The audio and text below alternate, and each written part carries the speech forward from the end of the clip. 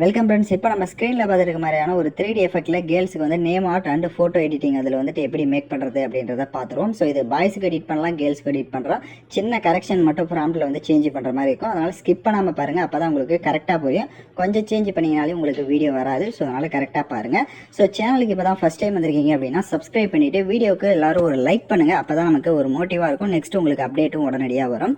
So first இப்போ Chrome browser open பண்ணிக்கோங்க. So அதில் கூகுள் ஜெமினி அப்படின்னு வந்து சர்ச் பண்ணுங்கள். சர்ச் பண்ணிங்க அப்படின்னா ஃபஸ்ட்டு உங்களுக்கு அந்த பேஜ் வந்து ஓப்பன் ஆகிடும். இதில் கீழே பார்த்தீங்கன்னா ஆஸ்க் ஜெமினி என்ற ஆப்ஷன் இருக்கும். ஸோ அதை செலக்ட் பண்ணுங்கள்.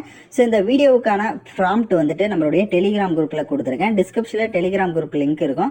அதில் போய்ட்டு இப்போ ஸ்க்ரீனில் ஷோ ஆகிற மாதிரி சர்ச் பண்ணிங்க அப்படின்னா அந்த ப்ராம்ப்ட் வரும். ஸோ அதை வந்துட்டு நீங்கள் வந்து காப்பி பண்ணி இந்த இடத்துல பேஸ்ட் பண்ணிக்கோங்க. ஸோ பேஸ்ட் பண்ணிட்டீங்க அப்படின்னா இதில் வந்து சின்ன கரெக்ஷன்ஸ் இருக்கும். அதை மட்டும் நான் சொல்லிடுறேன். அதில் அப்படியே ஸ்க்ரோல் பண்ணி பார்த்தீங்க அப்படின்னா இந்த இடத்துல விக்கின்னு வந்து நேம் இருக்கும். ஸோ அந்த நேமை வந்து ரிமூவ் பண்ணிக்கோங்க.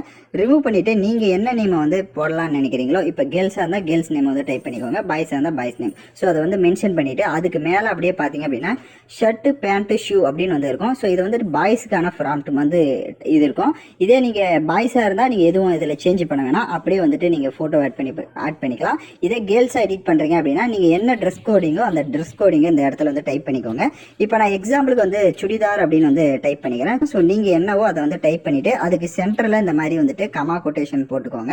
ஸோ அப்போ தான் உங்களுக்கு கரெக்டாக வரும். ஸோ இந்த இடத்துல நான் சொன்ன மாதிரி பாய்ஸாக இருந்தால் அது அப்படியே இருக்கட்டும், கேர்ள்ஸாக இருந்தீங்கன்னா இந்த மாதிரி வந்து மென்ஷன் பண்ணி சேஞ்ச் பண்ணிக்கோங்க. சேஞ்ச் பண்ணிட்டு கீழே அந்த ப்ளஸ் ஆப்ஷனை கிளிக் பண்ணி அப்லோட் ஃபைலுன்னு இருக்கும். ஸோ அதை செலக்ட் பண்ணிவிட்டு கேலரியில் நீங்கள் எந்த ஃபோட்டோவை எடிட் பண்ணலான்னு இருக்கீங்களோ அந்த ஃபோட்டோவை செலக்ட் பண்ணிக்கோங்க. ஃபோட்டோவை நீங்கள் ஆட் பண்ணிட்டீங்க அப்படின்னா கீழே உங்களுக்கு லோட் ஆகும். லோட் ஆன வாட்டி கீழே சென்ட் ஆப்ஷனை கொடுத்துருங்க. உங்களோட ஃபோட்டோ இப்போ ஜென்ரேட் ஆக ஸ்டார்ட் ஆகிடும். ஸோ நான் சொன்ன மாதிரி அந்த சேஞ்சஸை பண்ணிங்கன்னா மட்டும்தான் உங்களுக்கு வந்துட்டு கரெக்டாக வரும். அதே மாதிரி ஃபோட்டோ செலக்ட் பண்ணுறப்ப கொஞ்சம் குவாலிட்டியாக உங்கள் ஃபேஸ் வந்து கிளியராக இருக்கிற மாதிரியான ஃபோட்டோவை செலக்ட் பண்ணுங்கள். அப்போ தான் உங்களோட ஃபேஸ் வந்து கரெக்டாக வரும். ஸோ இப்போ ஆல்மோஸ்ட் பார்த்தீங்கன்னா நம்மளோட இமேஜ் வந்துட்டு ஜென்ரேட் ஆயிடுச்சு. ஸோ இப்போ நம்மளோட ஃபோட்டோ பார்த்தீங்கன்னா ஜென்ரேட் ஆயிடுச்சு. இப்போ நான் ஃபோட்டோவை கிளிக் பண்ணி காட்டுறேன். இப்போ பார்த்தீங்க அப்படின்னா உங்களுக்கு வந்துட்டு நான் என்ன மாதிரி டைப் பண்ணணும் அதே மாதிரி வந்துருச்சு.